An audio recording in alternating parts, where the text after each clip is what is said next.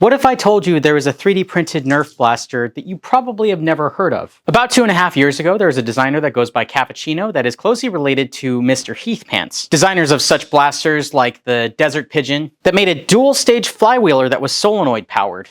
Though the blaster was originally designed with a geared pusher, it was later modified to use a solenoid. That blaster is the Serval. And here it is right here. Today we're going to talk about this blaster and why you probably haven't heard of it. Let's get into the video.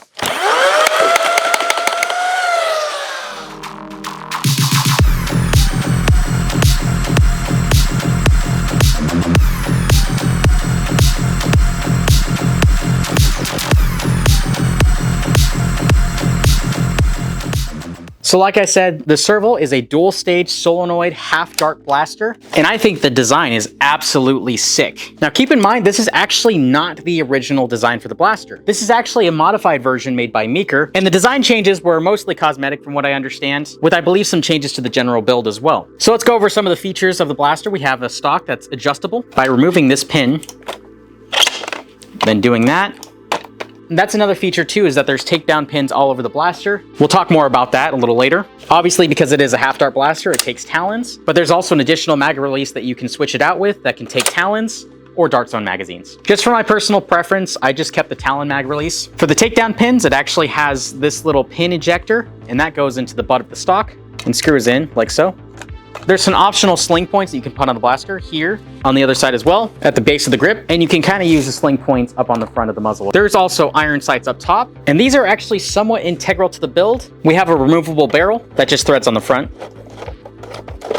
You can take it out like so. We have a charging handle on the side, and that exposes the inside. Now, normally it's not supposed to spring forward like that, but I made some changes, and that's why it doesn't quite go back all the way. There's two different grips to where you can either have it with a rev switch and a firing trigger, but there's an alternate grip that removes the rev trigger entirely. I personally prefer it with a rev trigger, but after building it, I might want to switch it over to the one without the rev trigger.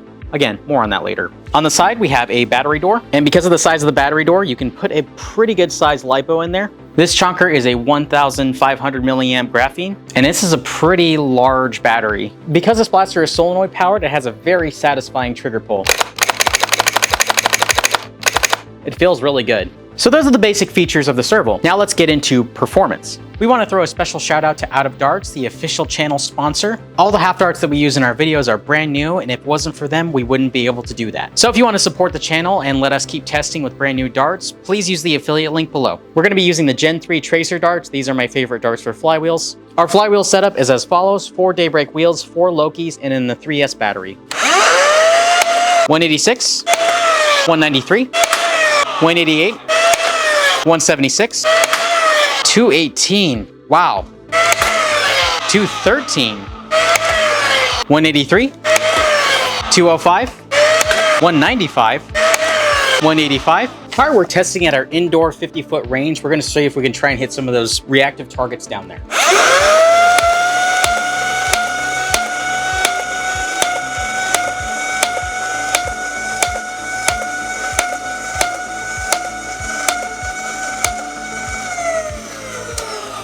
Oh, uh-oh. I'm pretty sure one of the shafts on the motors is loose. That's kind of why I prefer single stage over dual stage, is because it's just more points of failure. And that's probably why the accuracy was suffering a little bit.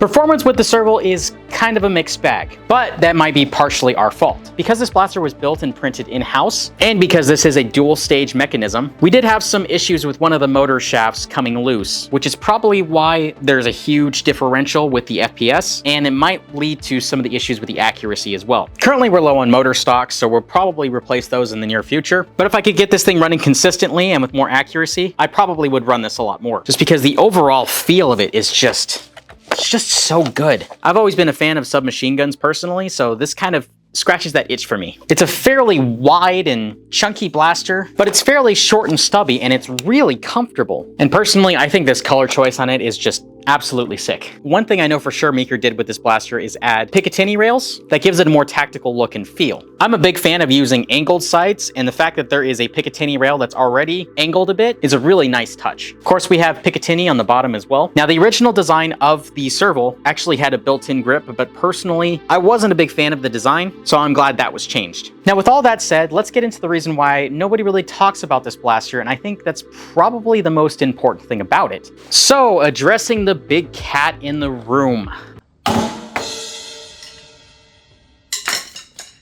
So when the original version of this blaster came out, there was no instructions on how to build it. All that's really mentioned in the original listing is that you need some toy screws, but it doesn't specify what size pins nor what size screws you need. And assembling this blaster is like a giant puzzle. Now, it took me a while to figure out how to do it properly, but I tell you what, figuring out how to build this thing was actually extremely satisfying to me. And if you are interested in the build guide, I will be posting one on my personal channel, Coney Dog. Links will be in the description. And that, I think, is the biggest reason why you don't really see a whole lot of these blasters. For the few people that have actually built these, they can only really describe it as, for lack of a better term, a pain in the ass. There's no real guide to how you orient certain parts for the ease of 3D printing, and there's a few parts where there's not really a good way to print it unless you use a lot of support material, which I did for 2 parts on this blaster. Now, I don't know if Meeker fixed some of these things or not, but from what I understand, they tried to. Some of the issues I had with this blaster is this battery door. Because of the way it's designed,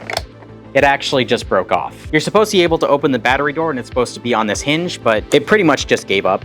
Now, like I said before, the charging handle didn't have a spring on it before, but if I pull it back, you can actually see inside of the magwell. And if you actually look at the magazine, there's no real stop on it. So when you initially put the magazine in, it just kind of springs out a little bit. And this may affect your accuracy too, but as long as you're not playing with this too aggressively, you should be okay. Now, another thing I'm not too terribly crazy about is the rev trigger. Now, this part I couldn't quite figure out. So if you look, it's a little wobbly and it doesn't really stay put, and sometimes it'll like jump out of position. There's a little tooth that goes above the red trigger that's supposed to hold it in. Now, from what I understand, you're supposed to glue this piece in, but if you do that, that basically means you can't take the lower grip assembly apart. So I haven't quite done that yet, just in case I need to make some repairs. Now, the main trigger does wobble a little bit, but it hasn't really gotten stuck out of position. I can still pull it just fine. And I've noticed too, sometimes this pin that holds the stock in can jump out. That may just mean I need to print a new pin for that. So I'm going a little bit more over the pins. Having the pins here is kind of pointless. And the reason I say that is because there's a lot of toy screws in this, well over 30. While I had assumed that there was just a couple screws here and there, the reality is you actually need it for most of the blaster to put together. There's a couple screw holes in here that look like they're supposed to be used, but I don't recommend it with the current part setup. So really the only thing the takedown pins are good for is maybe removing the flywheel cage and maybe the solenoid, but honestly, I don't see much of a point for it beyond that. Because of the way this blaster is built, it's not like your typical blaster where the parts kind of sandwich together. Another thing worth noting is you can actually get a different logo for the stock. If you really want to build one, I don't recommend it unless you're fairly experienced with building 3D printed blasters. As I stated before, on my personal channel, I will have a build guide for it. They may be released at the same time as this video. And if it isn't, I'll put a pinned comment down below when the video drops. I'll also go over a couple other things like print orientation and that sort of thing. Overall thoughts on the serval. I think this is a fantastic looking blaster that feels just incredible to me personally, and pretty much every person that I've let hold this has said, you know, similar things about it. But figuring out how to build this without a build guide was fairly difficult. I don't like some of the designs, like the rev trigger, for example, and I think the takedown pins were underutilized in the general build of it. And I don't like the fact that this is dual stage only for the moment, because that basically negates using this for low cap games. But with the right tuning, the right patience, I think you can have a really solid competitive blaster. But that being said, this is a first design by somebody, and I think this is a pretty stellar job, all things considered. And to be honest, I want to see a lot more from them. I want to thank you all for watching the video. My name is Coney Dog. Be safe and happy foam flinging.